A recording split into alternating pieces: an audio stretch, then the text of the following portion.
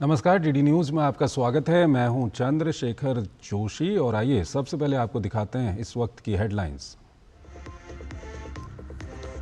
BRICS घोषणा पत्र में पहलगाम आतंकी हमले की गई कड़ी निंदा। आतंकवाद पर दोहरे मापदंड को किया खारिज। आतंकवाद के सभी प्रारूपों के खिलाफ एकजुट होकर लड़ने का आह्वान। प्रधानमंत्री मोदी ने वैश्विक शांति और सुरक्षा को बताया साझा हितों और भविष्य की बुनियाद। कहा, निजी या राजनीतिक स्वार्थ के लिए आतंकवाद या आतंकियों का समर्थन किसी भी अवस्था में नहीं होना चाहिए स्वीकार्य।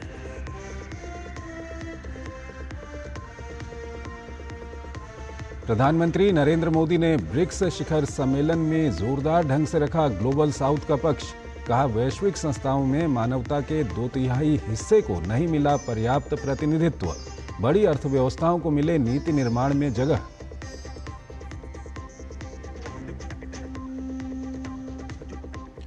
ब्राजील के राष्ट्रपति लूला डा सिल्वा ने संयुक्त राष्ट्र सुरक्षा परिषद के विस्तार और अधिक प्रभावशाली बनाने पर दिया बल।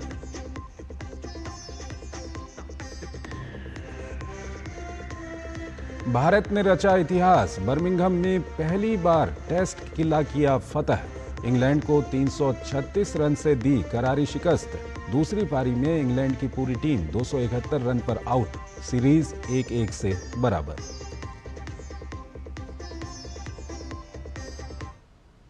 और आइए अब खबरों को विस्तार से देखते हैं। 17वें ब्रिक्स शिखर सम्मेलन में 22 अप्रैल को पहलगाम में हुए आतंकी हमले को लेकर जबरदस्त तरीके से निंदा की गई है। इसमें कहा गया है कि हम आतंकवाद के किसी भी कृत्य की कड़ी निंदा करते हैं क्योंकि ये आपराधिक और अनुचित है। चाहे वो किसके द्वारा किया गया हो या उसका उद्देश्य कुछ भी हो, वो कब, कहां और क्यों किया गया हो। हम 22 अप्रैल 2025 को जम्मू और कश्मीर में हुए आतंकवादी हमले की सबसे कड़े शब्दों में निंदा करते हैं, जिसमें 26 लोग मारे गए और कई अन्य घायल हुए। हम आतंकवाद के सभी रूपों और अभिव्यक्तियों, जिसमें आतंकवादियों की सीमा पार आवाजाही, आतंकवाद के वित्त पोषण और सुरक्षित पनाहगाह शामिल हैं, के खिलाफ अपनी प्रतिबद्धता को दोहराते हैं। हम पुनः जोर देते हैं कि आतंकवाद को किसी धर्म, राष्ट्रीयता, सभ्यता या जातीय समूह से जोड़ा नहीं जाना चाहिए और आतंकवादी गतिविधियों में शामिल सभी लोगों और उनके समर्थकों को जवाबदेह ठहराया जाना चाहिए और राष्ट्रीय और अंतर्राष्ट्रीय कानून के अनुसार न्याय के कटघरे में लाया जाना चाहिए। इसमें कहा गया है कि हम आतंकवाद के प्रति शून्य सहनशीलता सुनिश्चित करने और आतंकवाद का मुकाबला करने में दोहरे मापदंडों को अस्वीकार करने का आह्वान करते हैं।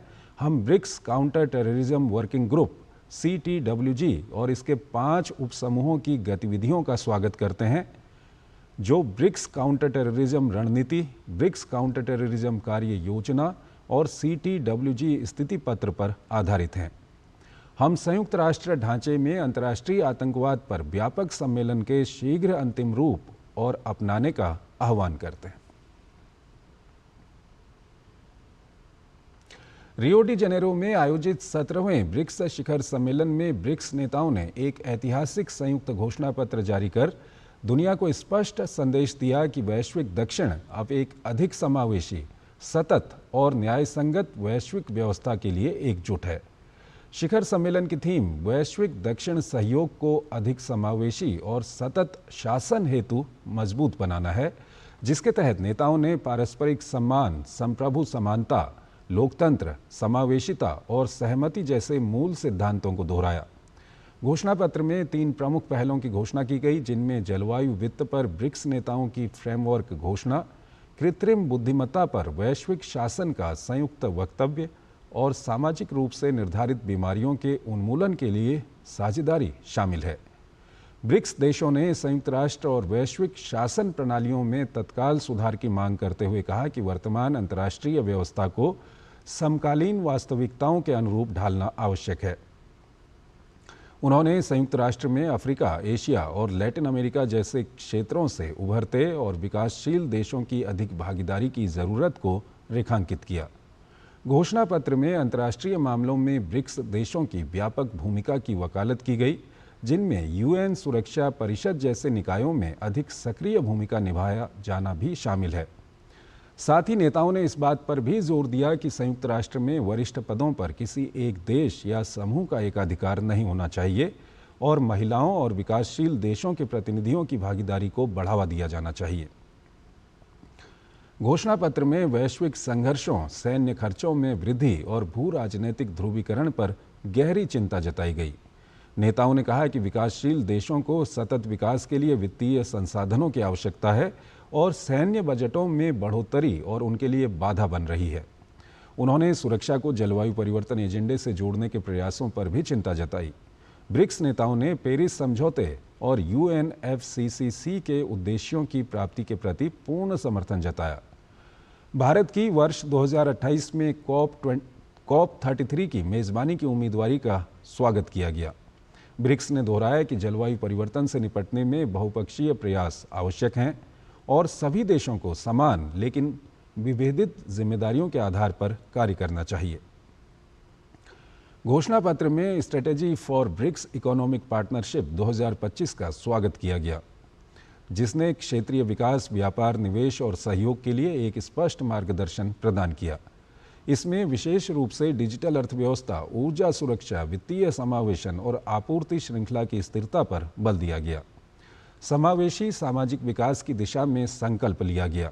नेताओं ने महिलाओं, दिव्यांगजन, युवाओं, वरिष्ठ नागरिकों, प्रवासियों और शहरों में रहने वालों के अधिकारों और अवसरों को सुनिश्चित करने पर जोर दिया।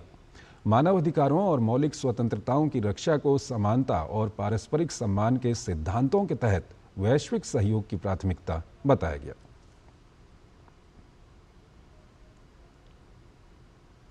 आपको बता दें कि रियो डी जेनेरो में 17वें ब्रिक्स शिखर सम्मेलन में सदस्य देशों के नेता शिरकत कर रहे हैं। संगठन में 11 सदस्य देश हैं। ब्राजील इस बार ब्रिक्स की अध्यक्षता कर रहा है। मुख्य फोकस शांति, सुरक्षा और ग्लोबल गवर्नेंस पर है। वहीं ब्राजील के राष्ट्रपति ने अपने ओपनिंग रिमार्क में आतंकवाद, विशेष तौर पर पहलगाम में हुए आतंकी हमले की निंदा की। उन्होंने कहा कि घृणा की कोई जगह नहीं होनी चाहिए। साथ ही उन्होंने संयुक्त राष्ट्र संघ सहित अन्य वैश्विक संस्थाओं में सुधार की बात कही है। 17वें ब्रिक्स शिखर सम्मेलन में शिरकत करने प्रधानमंत्री Narendra Modi Rio de Janeiro स्थित म्यूजियम ऑफ मॉडर्न आर्ट पहुंचे और ब्राजील के राष्ट्रपति लुइज इनासियो लुला डा सिल्वा ने प्रधानमंत्री की अगवानी की। ब्रिक्स की स्थापना साल 2006 में हुई थी। ब्राजील, रूस, भारत, दक्षिण अफ्रीका, चीन संस्थापक सदस्य हैं। साल 2010 में दक्षिण अफ्रीका जुड़ा और साल 2024 में मिस्र, इथियोपिया, ईरान, UAE, सऊदी अरब, इंडोनेशिया 6 नए सदस्य देशों को शामिल किया गया।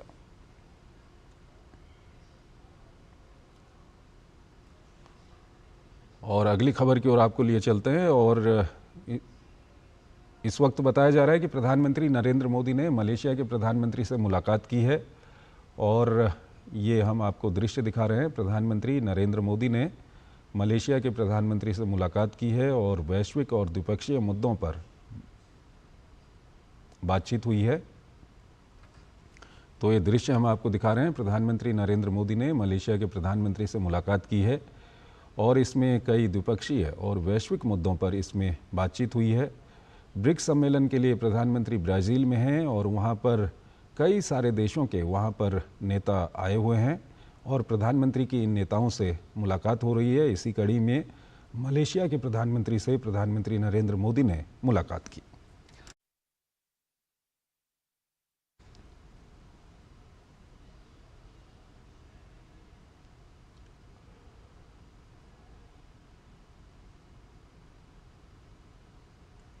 तो ये हम आपको दृश्य दिखा रहे हैं। प्रधानमंत्री नरेंद्र मोदी ने मलेशिया के प्रधानमंत्री से मुलाकात की है। मलेशिया के प्रधानमंत्री अनवर इब्राहिम से ये मुलाकात हुई है प्रधानमंत्री नरेंद्र मोदी की और काफ़ी महत्वपूर्ण ये मुलाकात हुई है। दोनों नेताओं ने अहम द्विपक्षीय मुद्दों पर चर्चा की है। मलेशिया के प्रधानमंत्री अनवर इब्राहिम से प्रधानमंत्री नरेंद्र मोदी ने मुलाकात की है। ये दृश्य हम आपको दिखा रहे हैं और द्विपक्षीय मुद्दों को लेकर के और वैश्विक मुद्दों को लेकर के बातचीत हुई है इस मुलाकात में और काफ़ी महत्वपूर्ण ये मुलाकात रही है।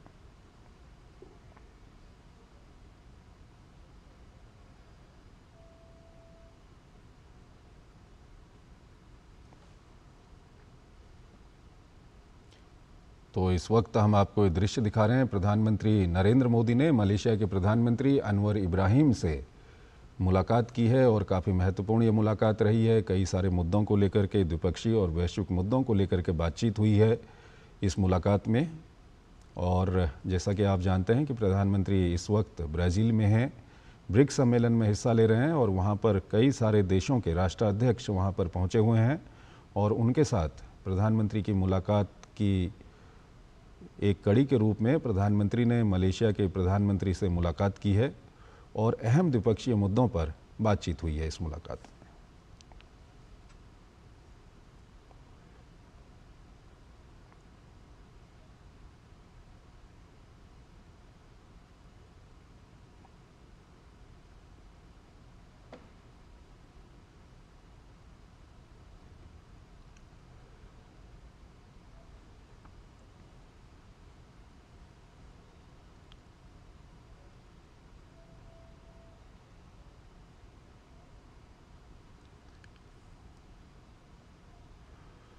तो इस वक्त हम आपको ये दृश्य दिखा रहे हैं। प्रधानमंत्री नरेंद्र मोदी ने मलेशिया के प्रधानमंत्री अनवर इब्राहिम से मुलाकात की है।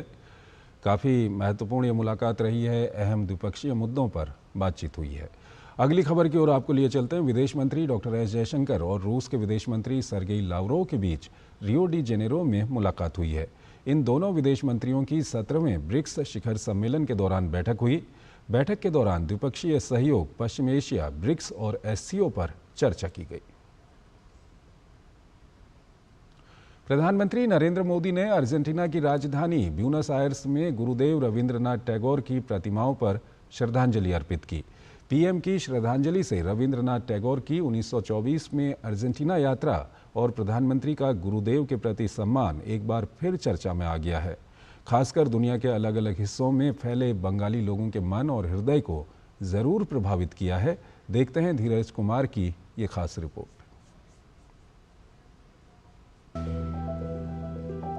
चोलाए चोलाए बाजवे जोएर मेरी पाएर बेगेई पोत केटे जाए कोरिश्ना आर दे। गुरुवर टैगोर ने अपनी कविता नूतन जोगेर भोर में कहा है, हर आगे बढ़ने वाले कदम पर घोषणाद होगा, दौड़ते पांव ही नया रास्ता बना देंगे। अब देरी मत करो।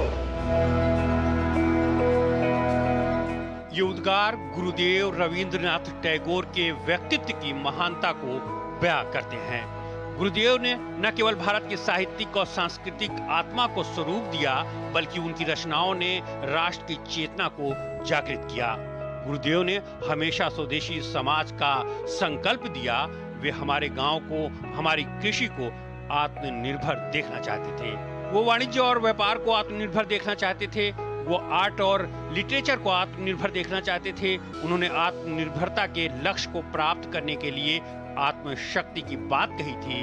गुरुदेव ने भारत के सांस्कृतिक सामर्थ्य को रंग बिरंगी मालाओं में पिरोया, अलग अलग रंग के मानकों की शक्ति को समझा और रविंद्र संगीत में इस विविधता को समेटा। प्रधानमंत्री नरेंद्र मोदी गुरुदेव रविंद्रनाथ टैगोर के साहित्य, संगीत, रंगमंच और चित्रकला की विधाओं के इतने मुरीद हैं कि 2021 में संयुक्त राष्ट्र महासभा के 76वें सत्र को संबोधित करते हुए पीएम ने कहा था, गुरुदेव कहते थे कि अपने शुभ कर्म पथ पर निर्भीक होकर आगे बढ़ो, सभी दुर्बलताएं और शंकाएं समाप्त हो जाएंगी। प्रधानमंत्री मोदी की अर्जेंटीना यात्रा के दौरान गुरुदेव रविंद्रनाथ टैगोर फिर से चर्चा में आए। पीएम ने अर्जेंटीना के ब्यूनस आयर्स में गुरुदेव रविंद्रनाथ टैगोर को श्रद्धांजलि अर्पित की। प्रधानमंत्री ने एक्स पर लिखा, ब्यूनस आयर्स में गुरुदेव टैगोर को श्रद्धांजलि अर्पित की। गुरुदेव टैगोर ने 1924 में अर्जेंटीना का दौरा किया था और इस देश के कई लोगों, विशेषकर विद्वानों और छात्रों के मन पर अमिट छाप छोड़ी थी। Victoria Ocampo, who was a great admirer of Tagore, she was instrumental in making Tagore establish himself as a painter, as a modernist painter to the world. Now, this cultural bridge has been established in 1924 And with the Prime Minister visit to Argentina, this has re-established.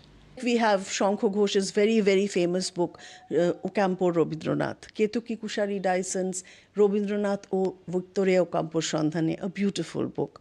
So there is already a live thread of research on Tagore and Victoria Ocampo, and this totally and directly connects to the cultural exchange between the two countries. So I think this will actually provide further impetus to the research that might actually be going on. Buenos Aires में गुरुदेव टैगोर के स्मारक पर श्रद्धांजलि अर्पित कर PM ने विश्व भर में फैले बंगाली लोगों के मन और हृदय को प्रभावित किया है। सभी भारतीयों, विशेषकर बंगालियों को अपनी राष्ट्रीय सांस्कृतिक विरासत और भारत की सीमाओं से परे भारत की सभ्यता के विस्तार पर गर्व कराया है। धीरज कुमार की रिपोर्ट, डीडी न्यूज।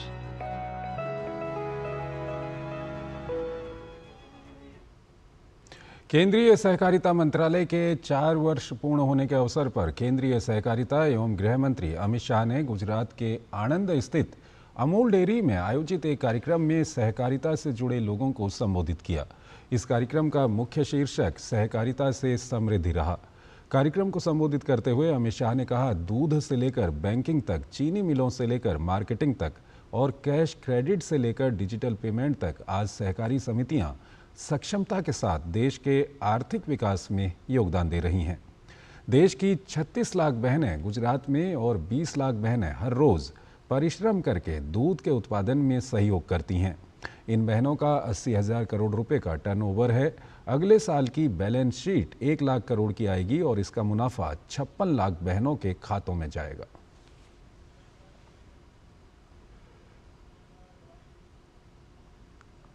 दूध से लेकर बैंकिंग तक, चीनी मिलों से लेकर मार्केटिंग तक और कैश क्रेडिट से लेकर डिजिटल पेमेंट तक आज सहकारी समितियां सक्षमता के साथ देश के आर्थिक विकास में योगदान दे रही है। अमूल की भूमि पर खड़ा रहकर मैं बोल रहा हूं, 36 लाख बहनें गुजरात में और 20 लाख बहनें देश में हर रोज परिश्रम कर कर दूध भरती है।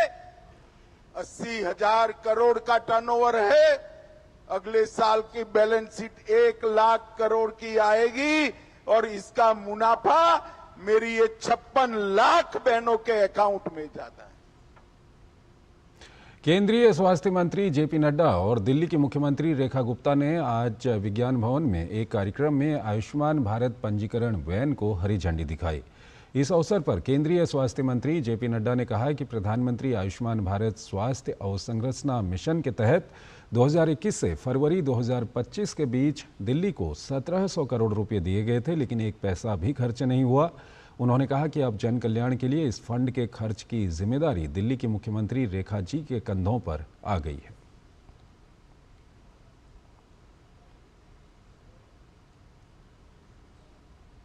आयुष्मान भारत, प्रधानमंत्री Ayushman Bharat health infrastructure mission, जो 2020-21 से प्रारंभ हुआ और जिसके अंत 2025 के अंत में हो जाएगा, 26 के मार्च में, उसमें हमने 1700 करोड़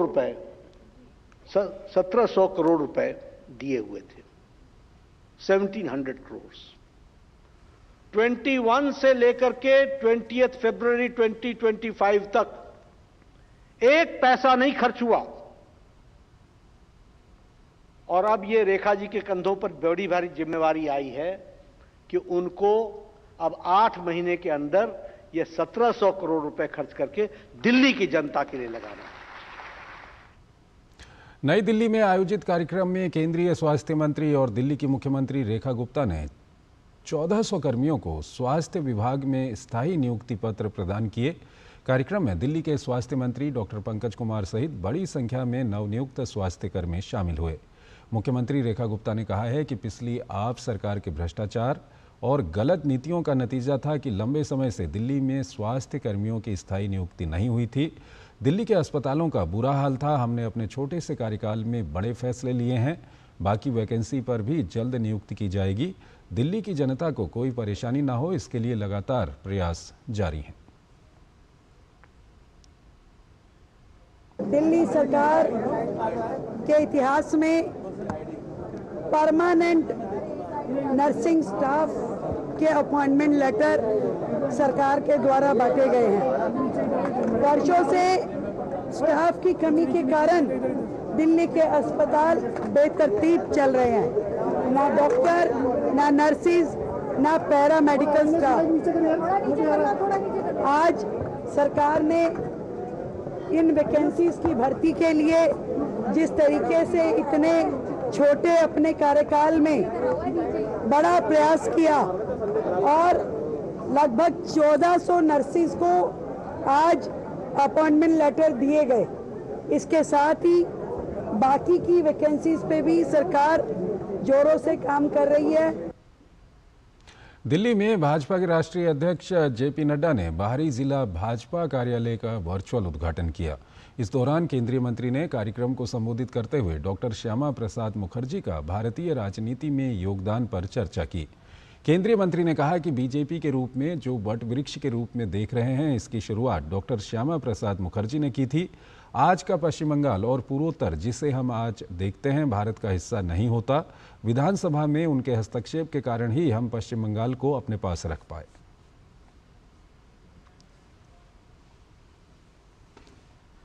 डॉक्टर श्यामा प्रसाद मुखर्जी जी का 124वां जन्म जयंती का दिवस भी है।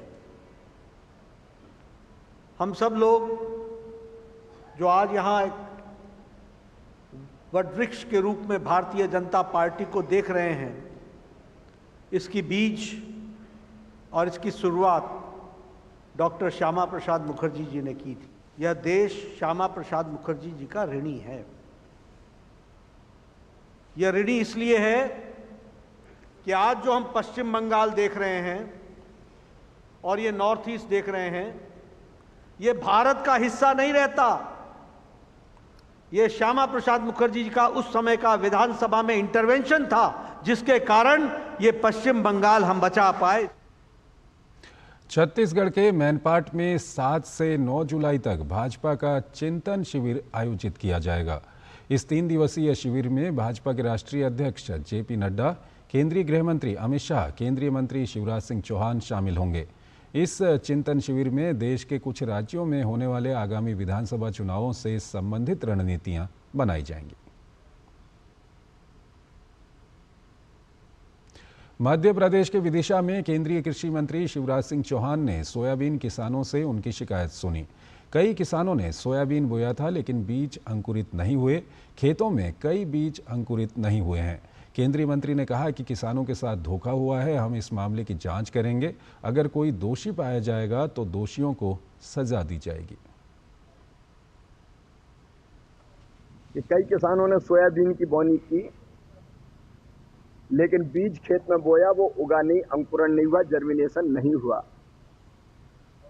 उनका बीज भी चला गया, उनकी बोनी बेकार हो गई और एक तरह से खेती ही बर्बाद हो गई।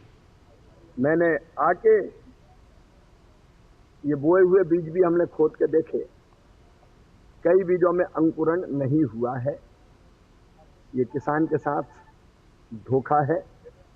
हम दोनों चीज, एक इसकी मैं जांच करवाऊंगा कि बीज कहां से आया, कैसे आया, और जिसने घटिया बीज दिया हो, कोई कंपनी हो, कोई और हो, या सीड बीज की जो सोसाइटी होती है, तो फिर जांच करके अगर स्रोत बीज का पता चलता है और कोई दोषी पाया जाता है, तो कर्तव्य है कि फिर ऐसे लोगों के खिलाफ कार्रवाई होनी चाहिए। उत्तर प्रदेश की राजधानी लखनऊ में मुख्यमंत्री योगी आदित्यनाथ ने एक पेड़ मां के नाम अभियान को सफल बताया है। मुख्यमंत्री ने कहा कि प्रधानमंत्री के विश्व पर्यावरण दिवस 5 जून 2025 के विजन के अनुरूप हमने जो एक पेड़ मां के नाम अभियान शुरू किया था, वो सफलता की नई ऊंचाइयों को छू रहा है। 9 जुलाई को ये एक नई ऊंचाई हासिल करेगा। जब पूरे उत्तर प्रदेश में 37 करोड़ पौधे लगाए जाएंगे, तब एक पेड़ मां के नाम अभियान को एक नई सफलता तक पहुंचाया जाएगा। मुझे खुशी है कि प्रदेश ने पिछले 8 वर्षों में 210 करोड़ वृक्षारोपण कार्यक्रम सफलतापूर्वक पूरा किया। आदरणीय प्रधानमंत्री जी के विजन के अनुरूप एक पेड़ मां के नाम जो 5 जून 2025 को विश्व पर्यावरण दिवस के दिन हम लोगों ने प्रारंभ किया था, वह सफलता की एक नई ऊंचाई की ओर आगे बढ़ रहा है। 9 जुलाई को यह अपनी सफलता की एक नई ऊंचाई को प्राप्त करने वाला है, जब एक ही दिन में आप सभी सम्मानित जनप्रतिनिधियों के सहयोग से उत्तर प्रदेश 37 करोड़ से अधिक पौधारोपण का कार्यक्रम एक पेड़ मां के नाम इस अभियान को सफलता की एक नई ऊंचाई तक पहुंचाएगा। राष्ट्रीय स्वयंसेवक संघ की 3 दिवसीय अखिल भारतीय प्रांत प्रचारक बैठक का समापन दिल्ली के केशव कुंज में हुआ। ये बैठक 4 से 6 जुलाई तक दिल्ली के केशव कुंज में आयोजित की गई।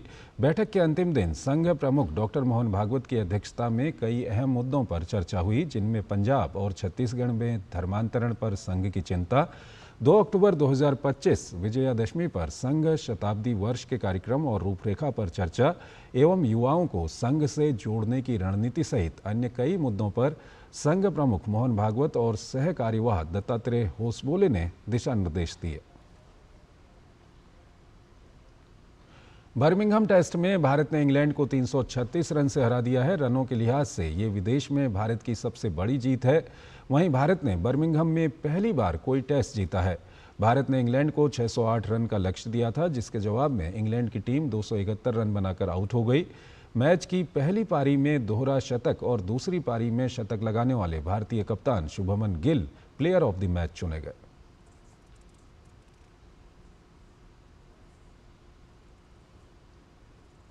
तो इस बुलेटिन में फिलहाल इतना ही। आप बने रहिए डीडी न्यूज़ के साथ। नमस्कार।